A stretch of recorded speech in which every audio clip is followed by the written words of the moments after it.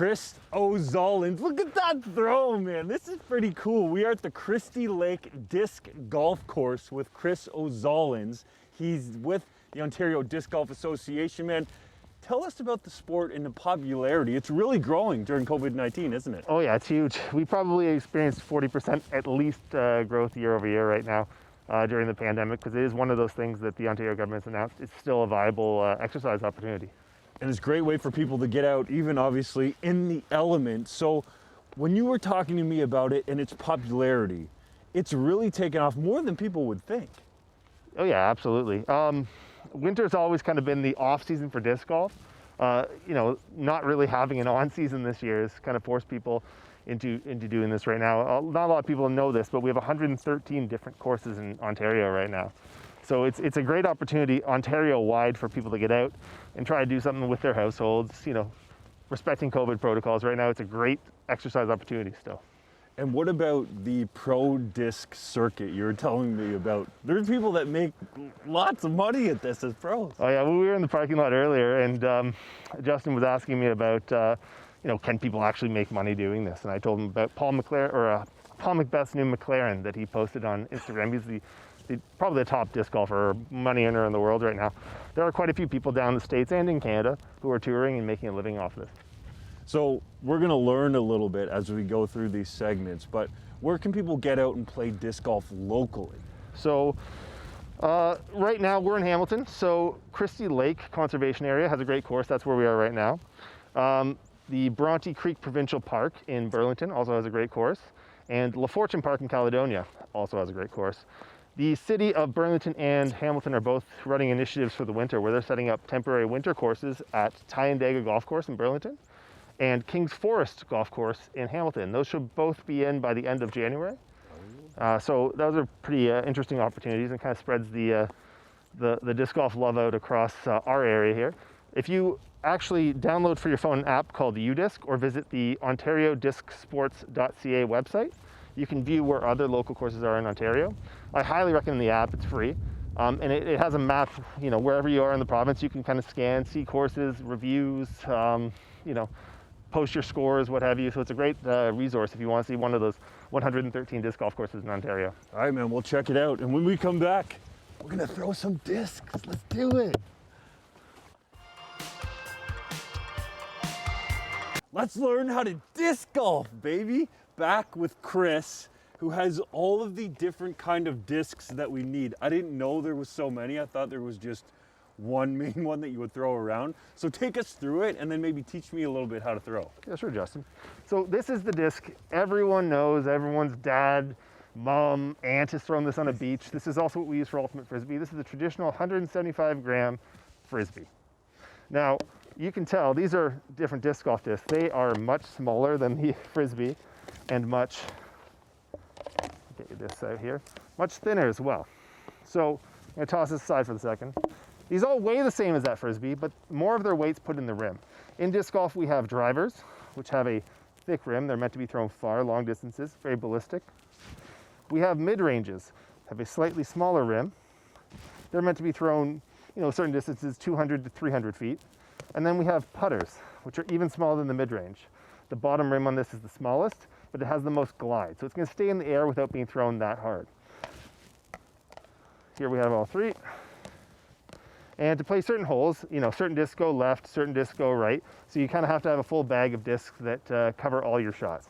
Just like a bag of golf clubs. Exactly. All right, let's throw a couple. And while we're doing that, where can people actually get discs? Because you were telling me that they're having trouble keeping them in stock. Oh yeah, absolutely. So the Ontario Disc Sports Association, actually I'll give you this guy to start, and this guy. We have a store, OntarioDiscStore.ca, that's disc with a C. But we are having a ton of trouble keeping disc in stock because of the supply chain right now. There are countless online stores in Ontario, as well as a brick and mortar store out in Brantford that stocks, I believe, over 20,000 discs that are just constantly busy with new disc golfers coming in, old disc golfers purchasing. It's a great opportunity. So if you want to get discs, there's tons of stores online. You can visit our store or the brick and mortar store in Brantford. All right, so show me how to hold it before we actually play a hole in the next segment. Okay, I'm going to take my glove off here. Cold hands. We're going to grip the Frisbee. First of all, we're going to run it along our arm. It's going to be exactly the same angle as our arm, and we're going to wrap our fingers underneath so that all the fingertips are touching the bottom, inside rim. We're going to put our thumb down on top and pinch so that we have a grip between those fingers and our thumb. And we're going to ensure that our wrist is nice and turned over, because this is going to fly like an airplane wing.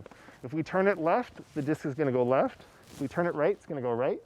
If we turn it with the nose up, the disc is going to rise and probably fall out of the air to the left. If we turn it down, it's going to hit the ground. So we're going to be really cautious about keeping it flat off the bat. Kind of like you're flying a jet, right? Exactly. Should we give it a whirl and then we'll Yeah, play yeah. hole? We showed Justin a few tips beforehand, so he's going to go These mats are a show little us exactly slippery, what he's so learned so far. let's see. We'll start throwing and we'll get down to some putting.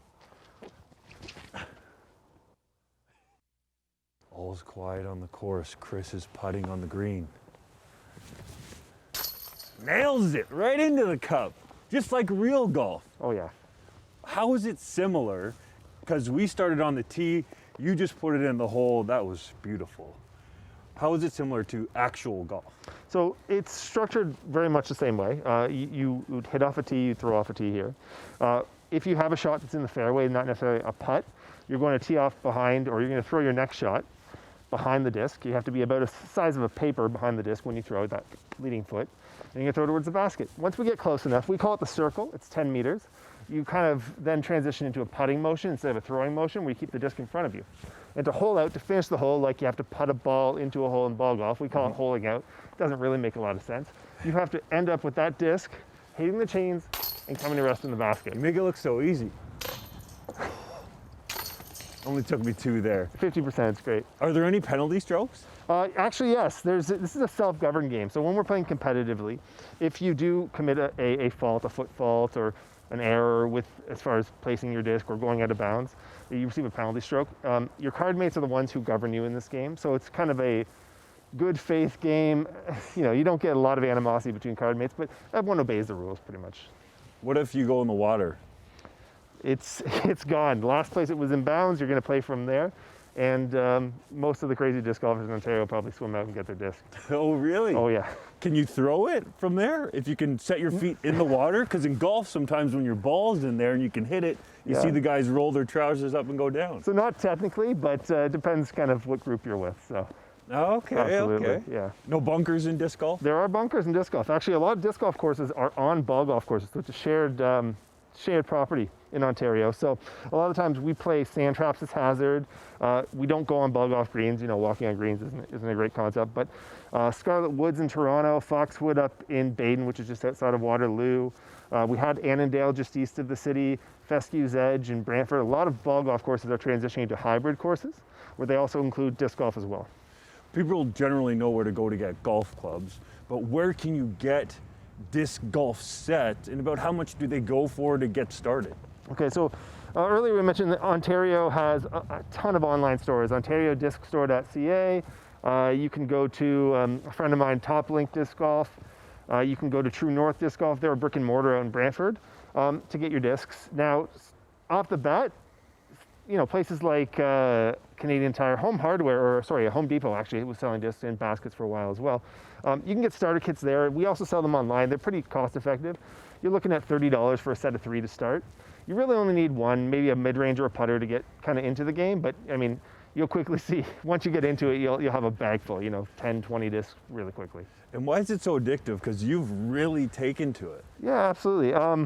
It's addictive because it's something that's maybe non-traditional. It's ball golf without the cost.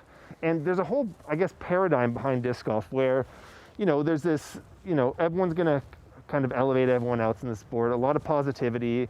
Everyone's very welcoming. It's a very inclusive sport right off the bat, not to mention the fact that it's kind of easy to get into. That learning curve, while steep, it's pretty quick to be pretty good at this sport. And then it's addictive. You're challenging yourself. You don't need a team to get out there. It's something you can do during COVID.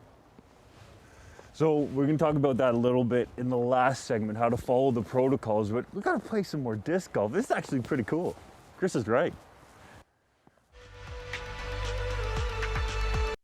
Time to tee off at Christie Lake. Full hole. Chris is going to take us through some of the important COVID-19 protocols. Look at that thing go, but it hit the tree. We'll go find it. Yeah. So Chris, what's key for people if they're looking to take up disc golf, but follow the protocols that the province has set out? So right now in Ontario, disc golf is a viable exercise outlet, so it's allowed within the guidelines. However, we have announced kind of a few protocols that the Ontario Disc Sports Association would like people to obey or abide by, which is groups of no more than 5, and restrict it to your own bubble if possible. Is this me or you? This is me. All right, you, you're up. you smoked me on this drive. So restricted to your own bubble. Restrict it on your bubble and your own geographic region. We don't want people traveling unnecessarily outside of their region to play disc golf, you know, in a town 2 towns over when you have your own golf course.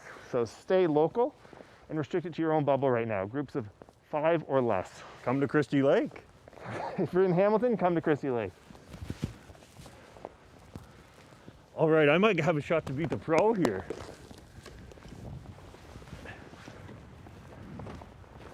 And what else is important in terms of when you're actually on the course? You were talking about how there's been a lot of foot traffic through. Absolutely. So you got to make sure you're maintaining distancing. Yeah, maintain that 2 meter distancing. If you're not comfortable, especially, I mean, wear a mask. You're going to be with your own bubble, which is kind of a benefit here. Just make sure you don't touch everyone else's equipment in your group. You know, stick to the standard stuff that we've been talking about as a province so far, and you should be pretty safe. I mean, we're outdoors. We're not breathing each other's air directly. All right, you got a whole one here for the folks at home. Okay, You are the pro after all. This is what, your 3rd shot? This is my 3rd shot. Here we go. No pressure. Whoa, he's over the top there. You think I can make it? Shot number 3. Oh Let's my go! That was legitimately Justin's 3rd hole ever. He just parred it. I was gonna say, I'm gonna give Chris all the credit, but honestly, dude, this, I can see how it's addicting, and I think I might just go pick up some discs, following all the protocols. You've laid it out so nicely, man. Thanks for having us, teaching us. We got 15 more holes to play, so we'll see you later on Morning Live.